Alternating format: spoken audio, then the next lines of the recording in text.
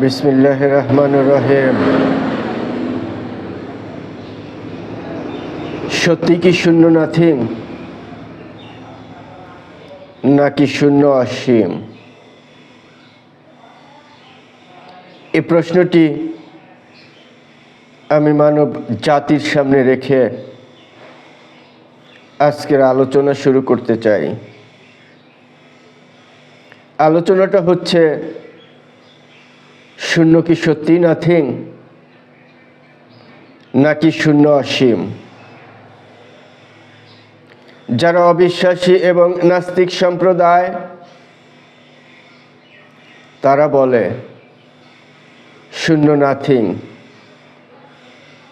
শূন্য কিছুই না, শূন্য থেকে এ মহাবিশ্ব সৃষ্টি হতে পারে না। তাদের কাছে শূন্য নাথিং। আমি সেই অবিশ্বাসী এবং নাস্তিক সম্প্রদায়কে একটি প্রশ্ন করতে চাই। আপনারা যারা বলেন শূন্য নাথিং, আমাকে এই প্রশ্নটির উত্তর দিবেন। শূন্য যদি নাথিং হয়ে থাকে, তাহলে সেই শূন্যের মান 360 ডিগ্রি হয় কিভাবে? অস্বীকার করবেন শূন্যের মান 360 ডিগ্রি নয়। যাদের অন্তর্দৃষ্টিতে পর্দাবৃত, তারা কখনো জ্ঞান চক্ষু দিয়ে দেখতে পায় না। ভাইরা আমার,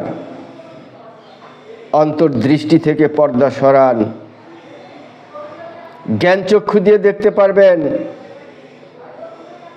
শূন্য নাথিং নয়, শূন্য অসীম।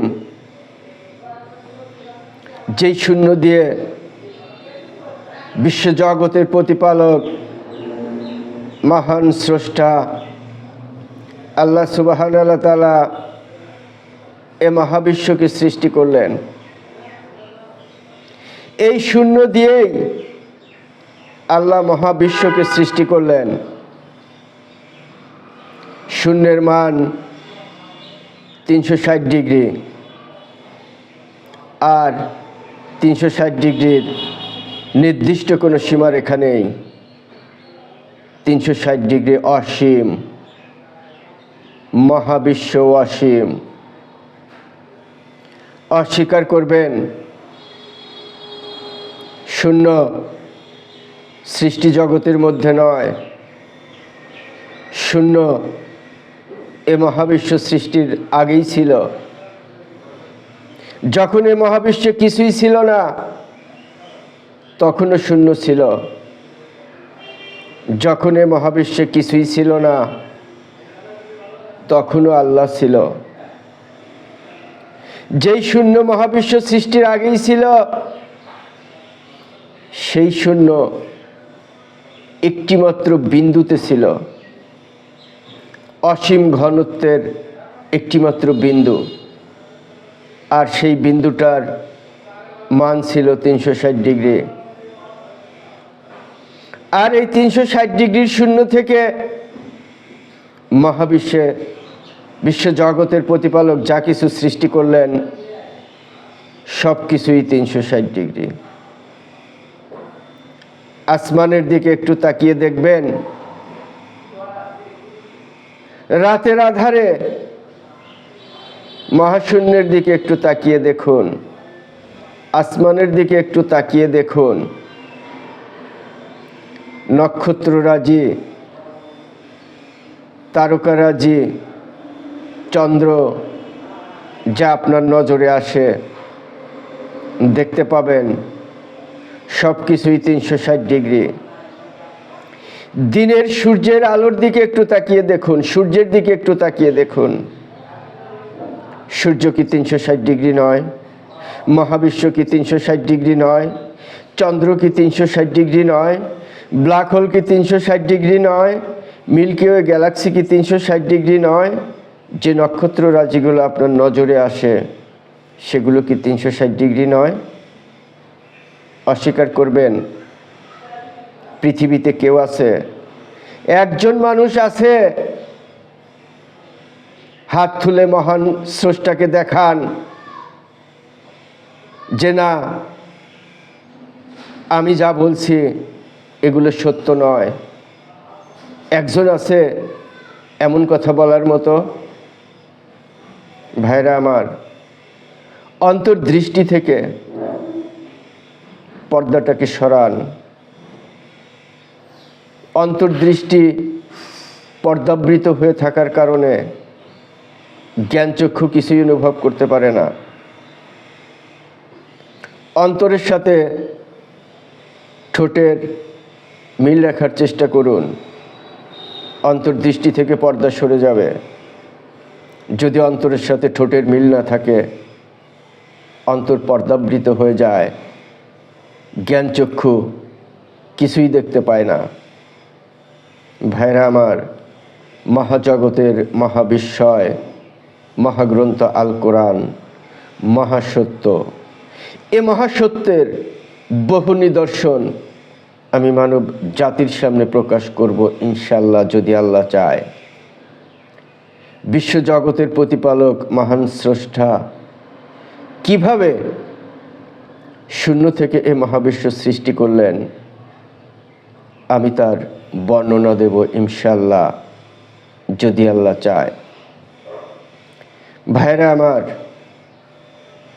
মহাগ্রন্থ আল কোরআন মহাসত্য। আল্লাহ একজনই, দ্বিতীয় কেউ নেই।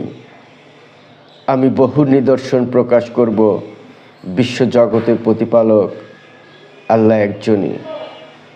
একটু ভেবে দেখেছেন কি, যেই শূন্য থেকে এই মহাবিশ্ব সৃষ্টি করা হলো, এই মহাবিশ্বের প্রতিটি সৃষ্টি 360 ডিগ্রি। প্রতিটি প্রাণী জগতের দিকে তাকিয়ে দেখুন, প্রাকৃতিক সৃষ্টি জগতের মধ্যে প্রতিটি সৃষ্টি 360 ডিগ্রি। প্রত্যেকটা ইন্ডিভিজুয়াল অর্গানের দিকে একটু লক্ষ্য করুন। আপনার দেহের প্রতিটি ইন্ডিভিজুয়াল অর্গানের দিকে লক্ষ্য করুন। মাথার চুল থেকে মাথা, চোখ, কান, পুরা মাথা, আপনার ব্রেনের মধ্যে বিলিয়ন ট্রিলিয়ন নিউরন, সব কিছু 360 ডিগ্রি। হাত 360 ডিগ্রি, আঙুল 360 ডিগ্রি, পা 360 ডিগ্রি, পায়ের আঙুল 360 ডিগ্রি। দেহের অভ্যন্তরে প্রত্যেকটি ইন্ডিভিজুয়াল অর্গান 360 ডিগ্রি। উদ্ভিদ 360 ডিগ্রি। উদ্ভিদের ফলের দিকে তাকিয়ে দেখুন 360 ডিগ্রি। উদ্ভিদের ডালপালার দিকে তাকিয়ে দেখুন 360 ডিগ্রি। উদ্ভিদের মূল শিকড়ের দিকে তাকিয়ে দেখুন 360 ডিগ্রি। কারণ এদেরকে শূন্য থেকে সৃষ্টি করা হয়েছে, আর শূন্যের মান 360 ডিগ্রি। আর এ কারণেই সৃষ্টি জগতের মধ্যে যা কিছু আছে সব কিছুই 360 ডিগ্রি। ভাইরা আমার, আমি আবারও আপনাদের মাঝে ফিরে আসব। এই শূন্যের আলোচনা এতই বিশাল, এতই বিশাল, এতই বিশাল যে শেষ করা সম্ভব নয়। কোনো মানুষের পক্ষে এই শূন্যের গুণাবলী বলে শেষ করা সম্ভব নয়। যদি তাকে কিয়ামত পর্যন্ত বাঁচিয়ে রাখা হয় এবং পৃথিবীর শ্রেষ্ঠ জ্ঞান দান করা হয়, তবুও শূন্যের গুণাবলী বলে শেষ করা, সামান্যতম অংশটুকুও শেষ করা তার পক্ষে সম্ভব নয়। আজকের মতো বিদায় নিচ্ছি। আমি আবার ফিরে আসবো ইনশাল্লাহ। যদি চ্যানেলটি ভালো লাগে সাবস্ক্রাইব করে সাথে থাকুন। ইনশাল্লাহ মহাগ্রন্থ আল কোরআনের মহা নিদর্শনময় আয়াতগুলোর ব্যাখ্যা জানতে পারবেন ইনশাল্লাহ। আসসালামু আলাইকুম ওয়া রাহমাতুল্লাহি ওয়া বারাকাতুহু।